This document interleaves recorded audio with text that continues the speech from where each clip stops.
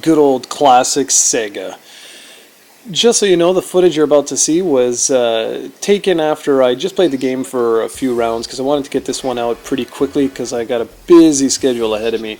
I'm also an insane player when it comes to arcade racers. I basically slam on the gas and never let go. So you're going to see a little bit of wall hugging every now and again. But whatever gets me to first place, right? That's what counts.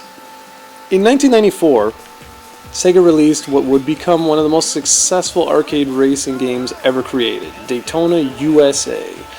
It was Sega's first game based on their Model 2 arcade board and was considered to be the most graphically advanced video game ever created at the time of its release. It was one of the very first games to feature filtered texture-mapped polygons, making it appear more realistic than virtual racing, even though technically virtual racing was more impressive. Although you wouldn't tell by looking at it, this is clearly the more impressive of the two games. The single-player mode even featured gameplay at 60 frames per second, which made the game appear more smoother than Namco's Ridge Racer. It's funny to see, you know, Ridge Racer 1 we're talking about here and the original Daytona. We're going a while back, guys. The premise was really simple. You get behind the wheel of the Hornet, Sega's version of a stock car, and select one of 3 tracks and either automatic or manual transmission. Come in first place and complete the race before the time runs out. That's it, that's all. Back in the arcades, it was possible to link different cabinets together and have up to 8 players competing at the same time, which was absolutely badass in 1994. In every sense of the word, Daytona was a classic, and it remains so even after all these years. When Sega was gearing up for the release of Daytona, when Sega was gearing up for the release of the Saturn, Daytona was announced as a launch title. Then we all know that Sega made that crazy move where they released the system early in North America, so the development team had to rush in order to meet the new deadline, and let me tell you, it sure shows. Look at the way the pop-in and the clipping is in this game. It's pretty horrendous. This particular port features 20 frames per second instead of the arcade 60, so you know the gameplay doesn't quite feel as smooth as the original arcade. It's still fun, it's still great, it still handles really good. It just takes a little bit of getting used to, but it's the graphics that really take a nosedive.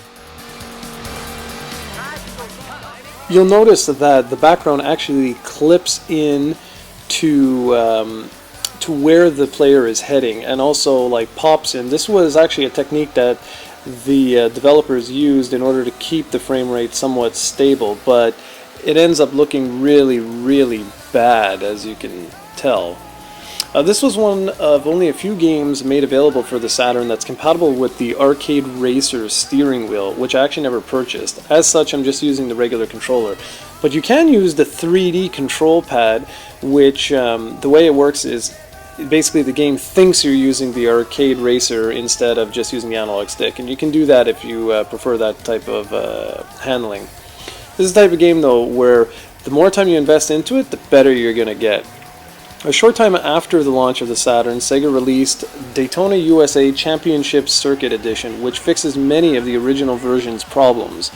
If I'm not mistaken, they added 2 new tracks to this upgraded version, but I hear that the gameplay sort of fell apart and that it doesn't play exactly like this one. I do know that late in the Saturn's life, Sega also released through Sega's online store exclusively Daytona USA CCE NetLink Edition, which allows for online play. Well, it's more like direct calling play, where you basically, if you both had the NetLink adapter, you could basically call the other Saturn system from anywhere in the world and have direct, like, peer-to-peer gaming, which is pretty awesome. Just so you know, the NetLink Edition is actually one of the rarest North American releases. Actually, it is the rarest North American release on the Saturn, and typically fetches over. I've seen it actually go for over $1,000 on eBay when it does pop up, which isn't too often. It's kind of funny that I only just found out about that version about a week ago, thanks to one of our subscribers, NetLorens. So big props to him for letting me know that the NetLink adapter was indeed released. I remember hearing about it back in the day, but I didn't know it actually got, it actually saw release.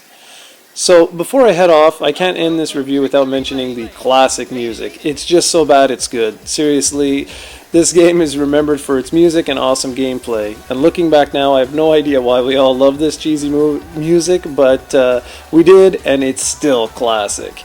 Daytona USA remains a very fun to play game with a lot of technical issues. I'd recommend, you pick this one up only because it's like between $5 and $25, or head out and get the Championship Edition. Or if you're loaded, see if you can get the NetLink Edition.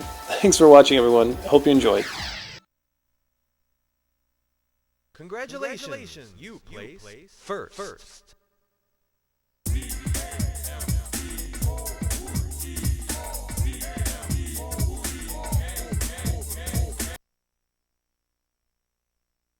Now list your name with the other champions.